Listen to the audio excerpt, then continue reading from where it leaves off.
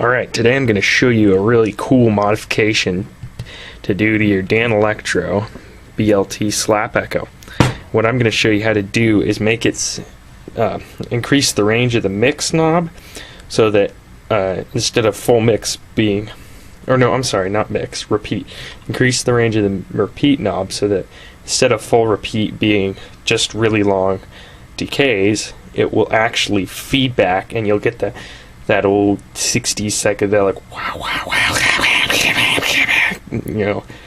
growing echo thing, and it'll just get out of control. And if you can tune it in right, it'll be just this like murmur. It's pretty cool. Now let's get started by taking the thing apart. Once you get the bottom off here, you can see that there is a board, and you can also see that there is 1, 2, 3 screws, and it looks like there might have been a fourth one, but either the kids in China left it out or I lost it. So you're going to remove these screws and then lift the back out. Now I've got my screws out, and always keep track of your screws. I use this speaker here as a magnet. It keeps all my screws in one place. Now you can get this board out by lifting it up like this and then pulling back. Now it's loose, but as you can see, there's a wire connector in there. So that can just be simply pulled apart. There's no clips or anything to undo. And there's your board with your jacks on it and everything, and your switch. This board is not the one we're going to be modifying, so set it aside for now. Now you could modify it with the other board inside, but it's much easier to just take it out. So do that. It also as well has 3 screws. Alright, now here we have our top board, and if you remember the front of the pedal here, this is our mix control on there, and this is our repeat control. So now let's flip that over. Now our repeat control is here, and these connections, let me grab a laser pointer. These connections, oops. Dang, that's a crappy laser pointer. Never mind, that doesn't work. Anyhow, these connections here, these 2 big ones are grounds, and as you can see, one of the legs of the pot is connected to ground. So it's simply a variable resistor that shunts to ground. But now, if we really get into it here, this is where stuff starts to get tiny. Okay, now I'm going to grab a pointy tool here. The up leg, so when you have the pot turned all the way up to give you the most repeat, is connected to this wiper. And if you follow this circuit trace, you can see it's connected here to a resistor. And with that tiny little resistor, these are tiny because this is a new pedal and it's got all these surface mount components, allows it to be very small. Anyhow, this tiny resistor prevents it from going into feedback range and just allows it to be a regular sounding acoustic replicating echo. Turns out this resistor is 10k ohms, and so what I'm going to do, I'm going to actually wire this resistor in parallel with the old resistor. So first, we're going to want to maybe make it clean. This thing has been in various circuits and soldered and desoldered. It's been around the block, this resistor has. This resistor and me go way back. Alright, now if you have helping hands, now is the time to use it. I'm going to go get mine. Now it's jigged up in the helping hands, and you might not have been able to see which resistor exactly I was pointing to.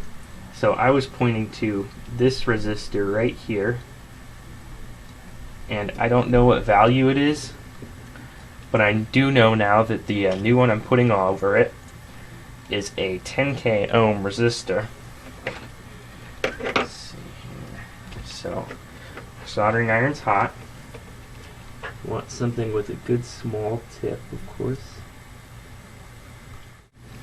Okay, I've kind of made myself look a bit of a fool by telling you to do one thing and doing another. I told you to just wire it in series with the resistor, in parallel, I'm sorry. But I actually ended up accidentally desoldering the resistor because they're really tiny, you can push them around easy. And but I soldered it back together on the leads of this resistor in parallel, so should work the same anyhow. Now I'm going to put some duct tape on this to insulate it and put it back together. It should be ready. So the thing is put back together. We've got a Fender Telecaster made in Mexico, running into a slightly modified Pignos G40V. It's bypassed here.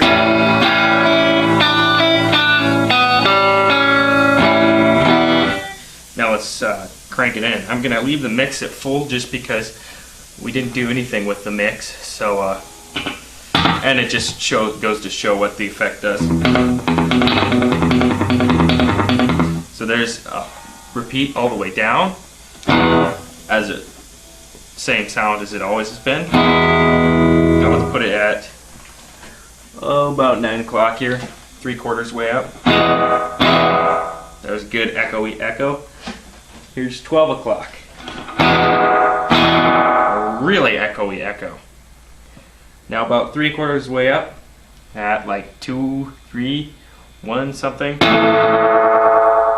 As you can hear, it's starting to feed back. Now let's watch. I'll just hit an open note and crank it.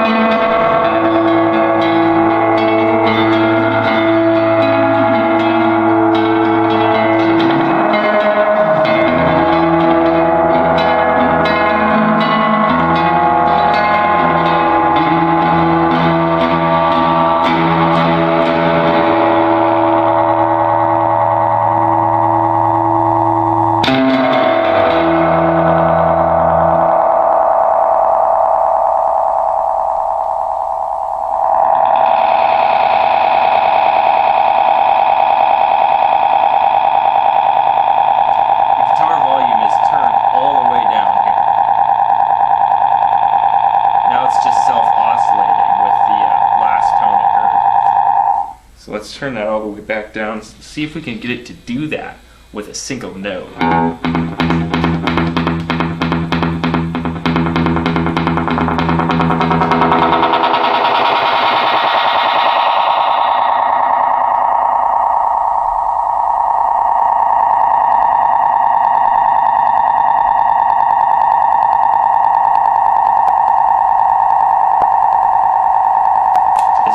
Sort of degrades and the musicalness of it sort of dies off.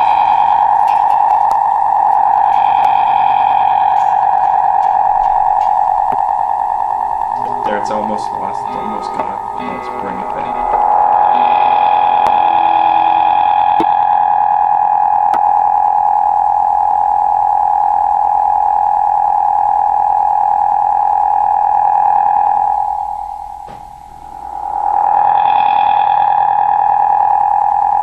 God, it just can hold that note.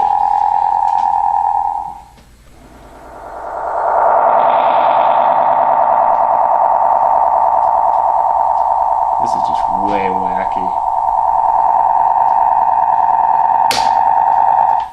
And there, it's canceled. Pretty cool. This is awesome.